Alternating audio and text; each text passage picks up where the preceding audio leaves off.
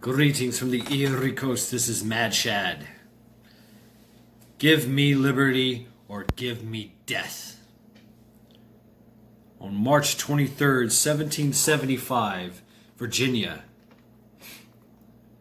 Patrick Henry, to avoid interference with Governor Dunmore, the Second Virginian Convention met inland of Richmond in what is now known as St. John's Church. They did this instead of the capital of Williamsburg. Delegate Patrick Henry presented resolution to raise and establish a militia and to put the state of Virginia in a posture of defense. Henry's opponents urged caution and patience until the Crown of Great Britain replied to Congress's latest petition for reconciliation. March 23, 1775, Patrick Henry submitted a proposal to organize a volunteer company of cavalry and or infantry in every county in Virginia. By custom, Patrick Henry addressed himself to the president of the convention, who at the time was Peyton Randolph of Williamsburg. Patrick Henry's words were not transcribed, but everyone remembered its message. Give me liberty or give me death. Patrick Henry's first biographer, Mr. William Wirt of Maryland, in 1808, reconstructed Patrick Henry's life and significance. He conducted interviews with men that knew him and served with him, like Thomas Jefferson, people that were actually at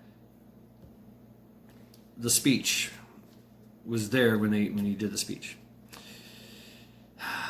Put together is what to be the closest reproduction of the speech eyewitnesses and William Wirt could come up with. Here is a narration and reading by Richard Schumann. No man, Mr. President, thinks more highly than I do of the patriotism as well as the abilities of the very honorable gentlemen who have just addressed this House.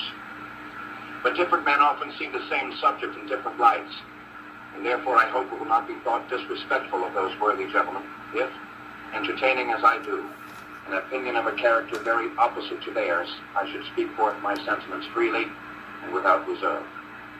This is no time for ceremony. The question before this House is one of awful moment to the country.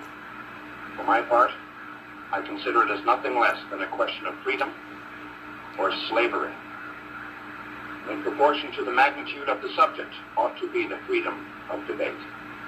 It is only in this way that we can hope to arrive at truth and fulfill the great responsibility which we hold to God and our country. Should I keep back my opinions at such a time through fear of giving offense, I should consider myself as guilty of treason towards my country and of an act of disloyalty to the majesty of heaven, which I revere above all earthly kings. Mr. President, it is natural to man to indulge in the illusions of hope. We are apt to shut our eyes against a painful truth and listen to the song of that siren till she transforms us into beasts. Is this the part of wise men engaged in a great and arduous struggle for liberty? Are we disposed to be among the number of those who, having eyes, see not, and having ears, hear not the things which so nearly concern their temporal salvation? For my own part, whatever anguish of spirit it may cost, I am willing to know the whole truth, to know the worst, and to provide for it. I have but one lamp by which my feet are guided, and that is the lamp of experience. I know of no way of judging of the future, but by the past. And judging by the past, I should wish to know, what has there been in the conduct of the British ministry for the last 10 years to justify these hopes of peace and reconciliation with which the gentlemen are pleased to solace themselves and the members of this House? Is it that insidious smile with which our petition has been lately received? Trust it not, sir. It will prove a snare to your feet. Suffer not yourselves to be betrayed with a kiss. Ask yourselves how this gracious reception of our petition comports to these warlike preparations which cover our waters and darken our land. Are fleets and armies necessary to a work of love and reconciliation?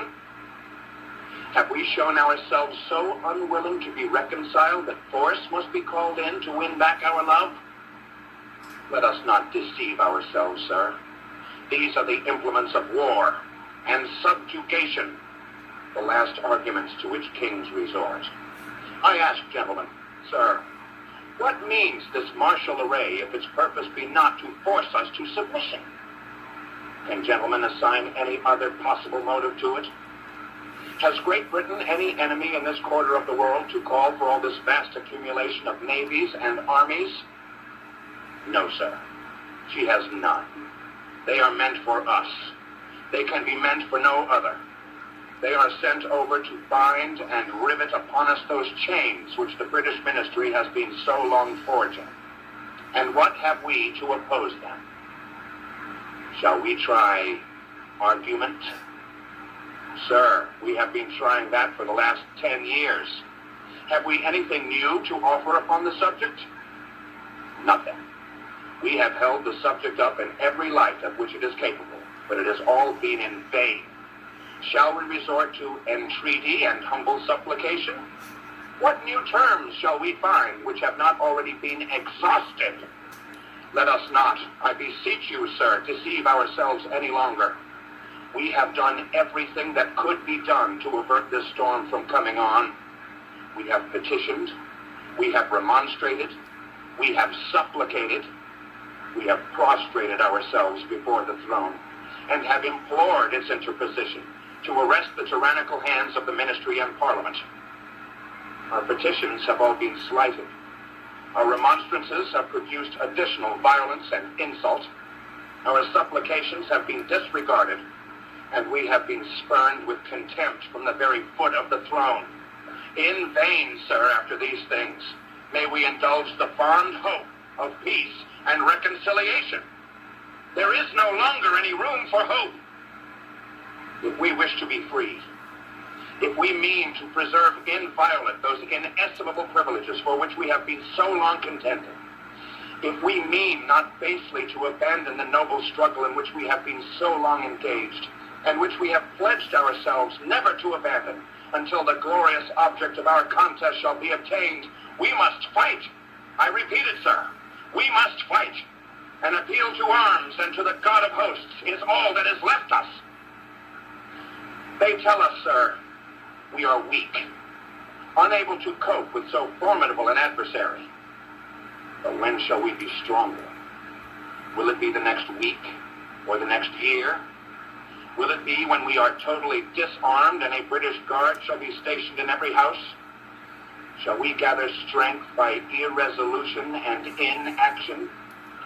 Shall we acquire the means of effectual resistance by lying supinely on our backs and hugging the delusive phantom of hope until our enemy shall have bound us hand and foot?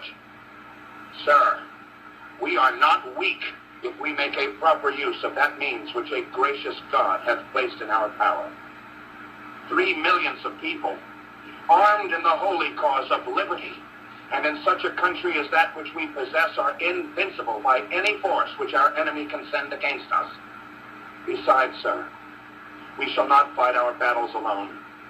There is a just God who presides over the destinies of nations, and who will raise up friends to fight our battles for us.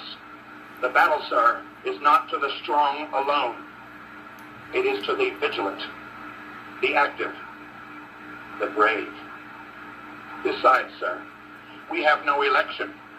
If we were base enough to desire it, it is now too late to retire from the contest.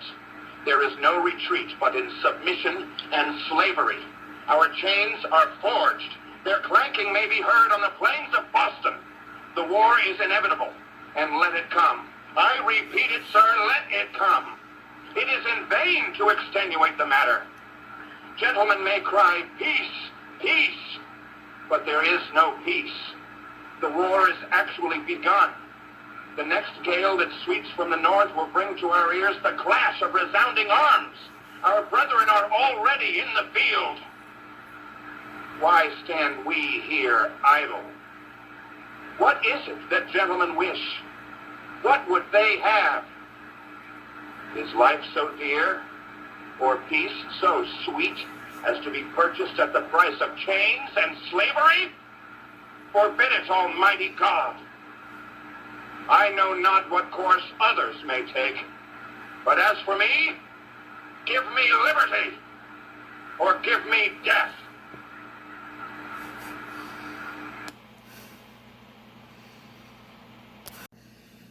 So, that was the speech. Wow. That doesn't get your blood pumping. You don't have blood. American patriot blood, that is. So, I heard this saying. We've all heard this saying. And now we know where it came from. A lot of similarities going on in history. Just an observation. So this is Mad Shad, encouraging you all to continue to train, continue to prep, and continue to keep your eyes, remain vigilant. Because we all know it's a mad, mad world out there.